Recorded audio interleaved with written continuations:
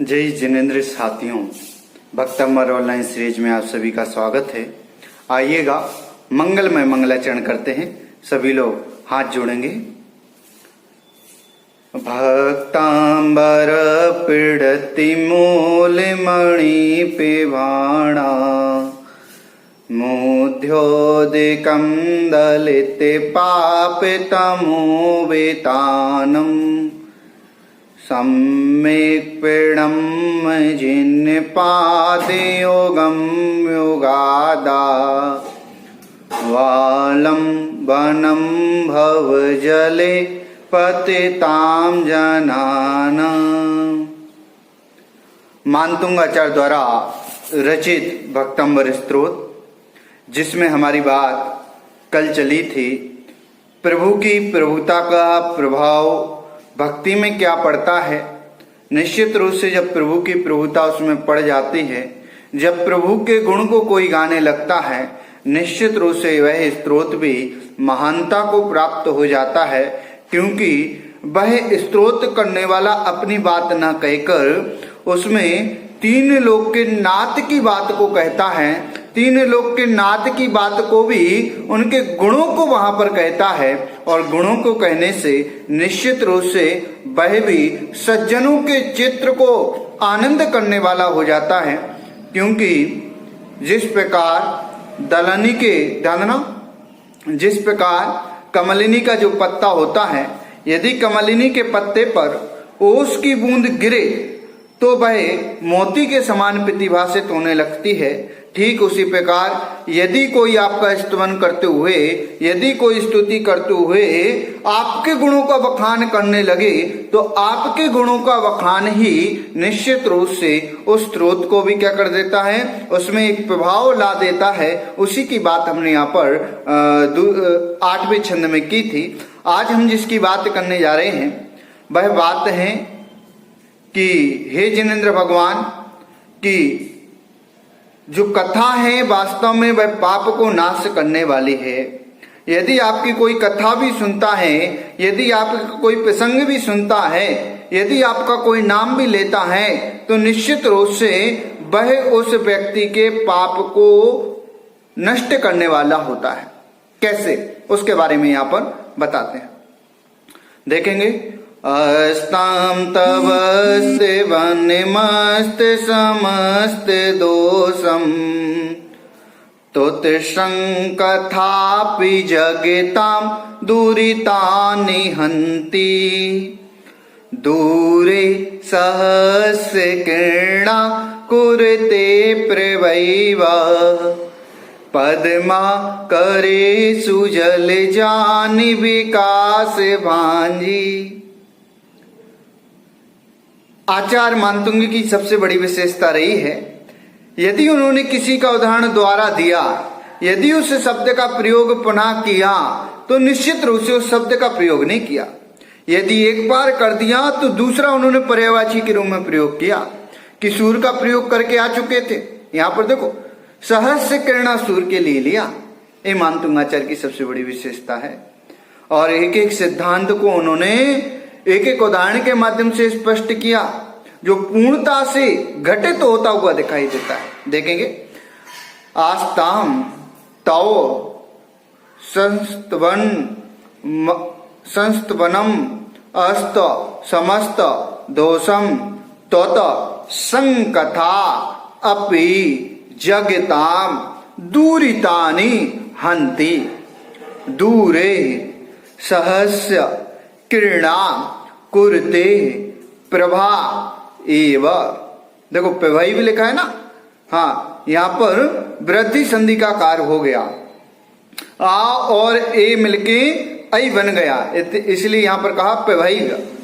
पद्मा करेसु जल जानी विकास भांजी। ये तो था पदच्छेद। अब अर्थ को देखें। आस्ताम तबस्त वनमस्त समस्त दोषम, 20 से देखेंगे इसके। अस्त समस्त दोषम, अस्त का अर्थ होता है रहितपना, नष्टपना। सूर्य होता ना, सूर्य अस्तता को प्राप्त हो रहा है तो अस्तता जा रहा है। माना अब सूर्य का प्रभाव खत्म होने वाला है, सूर खत्म हो गया, रहित हो गया सूर। जानना ना, सूर किससे रहित हो गया? जैसा प्रकाश दिखाई दे रहा था उस प्रकाश से रहित हो गया। यहां पर कहते हैं अस्त समस्त दोषम, समस्त दोषों से रहित तव संस्तवनम, आपका स्तवन आस्ताम दूर रहे। समस्त दोषों से रहित आपका स्तवन दूर रहे। क्यों दूर रहे?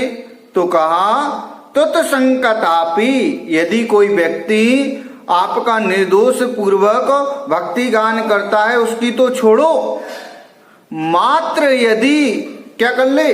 तत्संकतापि, यदि कोई व्यक्ति तत्संकतापि कर ले, आपकी संकथा माने सम्यक कथा को भी सुन ले, कर ले, पढ़ ले, तो क्या हो जाता है? जगताम, जगत के दूरितानी, दूर हो जाते हैं। दूरितानी माने पाप दूर का। देखो यहाँ पर दुर है, दुर जो धातु ली जाती है वह बुरे के अर्थ में ली जाती है, और बुरा क्या है? पाप है। अतः दूरितानी, दूर, पाप को हंती, नष्ट कर देती है। यहाँ पर कहा हे जिनेन्द्र भगवान, समस्त दोषों से रहित यदि आपकी कोई भक्ति करता है उसका तो कल्याण होता ही होता है। यदि कदाचित कोई वैसी स्तुति नहीं कर पाना, तो यदि आपके संकथा को भी कोई सुन ले तो उसका भी क्या हो जाता है? कल्याण हो जाता है। क्यों हो जाता है? क्योंकि उसके जगताम दूरितानि हंति, जगताम संसार के दूरितानि पापों का नाश हो जाता है। इस रूप से यहां पर कहा गया। फिर उदाहरण दिया, दूरे सहस्र किरणा, दूरे दूर रहकर, सहस्र किरणा, सहस्र किरणें किस में होती हैं? सूर्य में होती है ना। सूर दूर रहकर कुरते करता है, क्या करता है? पद्मा करेसु, पद्मा करेसु, तालाब में जल जानी कमल को विकास भांजी, अर्थात विकसित कर देता है। और किससे करता है विकसित? तो कहा पिभा ही, जानना ना, सूर्य को तो दूर छोड़ो, मात्र सूर्य की जो पिभा आई उससे तालाब का कमल भी क्या हो जाता है? वह तालाब का कमल भी विकसित हो जाता है। यहाँ पर आचार्य गुंत ने समझाना चाहा कि जो वास्तव में सूर्य है, सूर्य तो बहुत दूर की बात है, मात्र यदि उसकी किरण, सूर्य की किरण यदि कमलिनी के पत्ते पर गिर जाए तो वह कमलिनी का पत्ता भी विकसित हो जाता है। फिर साक्षात सूर्य आ जाए तो उसका तो कहना ही क्या। ऐसे ही जिनेन्द्र भगवान कि यदि आपकी कोई कथा को सुन ले तो उसके तो पाप नष्ट होते हैं। यदि आपकी कोई सच्चे मन से स्तुति कर ले तो उसका तो निश्चित रूप से कल्याण होता ही होता है। इस रूप से यहाँ पर स्तुति की गई है। देखेंगे, हे चारित्र नायक, संपूर्ण दोषों से रहित आपका पवित्र कीर्तन तो बहुत दूर की बात है, मात्र आपकी चरित्र चर्या ही जब प्राणियों के पाप को समूलता से नष्ट कर देती है। माने मूल नहीं रहा अब उसका, उसकी जड़ नहीं रही, उसको समूलता से नाश कर देती है। तब स्तवन की अचिंत शक्ति का तो कहना ही क्या। आपके स्तवन की, आपकी स्तुति की, आपके संस्तवनन की, आपकी शक्ति का कहना ही क्या है।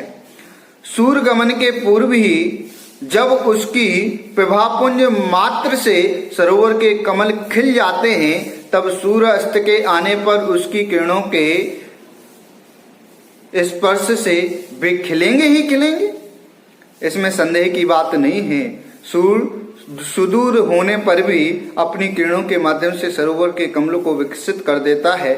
ठीक उसी प्रकार जो आपकी सच्चे मन से स्तुति करता है उसका तो कल्याण होता ही होता है। यदि कदाचित कोई वैसी स्तुति नहीं कर पा रहा, मात्र यदि आपका नाम ले ले, यदि आपकी कथा को सुन ले, तो उसका भी कल्याण होता हुआ दिखाई देता है।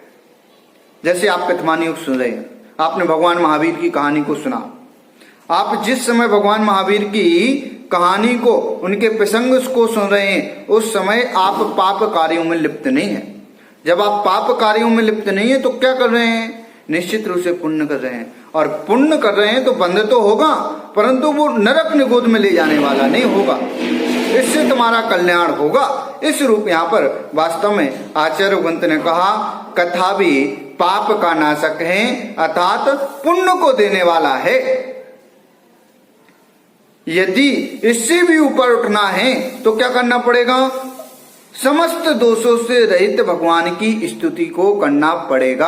अर्थात निश्चित रूप से सबसे पहले तो हम पाप कार्यों को छोड़ें, पाप कार्यों से पुण्य कार्यों को निश्चित रूप से करें, और पुण्य कार्यों को करते करते हुए निश्चित रूप से हम ऐसे कार्य करें जिससे समस्त दोषों से रहित स्तुति की जाए। इस रूप से हमने यहाँ पर अभी इस छंद को जाना। एक बार सभी लोग देखेंगे, फिर से बताता हूँ। अस्त समस्त दोषम, समस्त दोषों से रहित, तव संस्तवनम, आपका स्तवन, आस्था माने दूर रहे, मात्र तत्संकथापि, आपकी सम्यक कथा भी, जगताम, जगत की, दूरितानी माने लोगों को क्या कर देती है? पाप को, दूरितानी माने पाप को, हंति माने नाश कर देती है। मात्र आपकी कथा ही संसार की दुखों को नाश कर देती है। संसार में जो जीव है उसके पापों को धो देती है। दूरे सहस्त्र किरणा कुरते पे भैव, सूर्य दूर ही रहे, मात्र उसकी जो किरण आई, उस किरण से पद्मा करेसु जल जानी।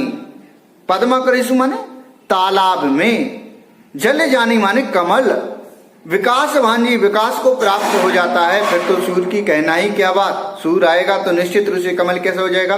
पूर्ण विकसित हो जाएगा।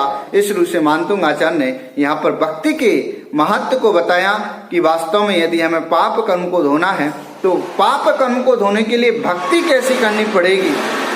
कदाचित शुद्ध भावों में मन नहीं लग रहा, तो शुद्ध भावों में मन नहीं लग रहा तो कम से कम शुभ में तो लगाओ, अशुभ में मत लगाओ। इस रूप उन्होंने यहाँ पर वास्तव में हमें उपदेश देने की बात कही है। इस रूप से हमें यहाँ पर जानना चाहिए। जय जिनेन्द्र।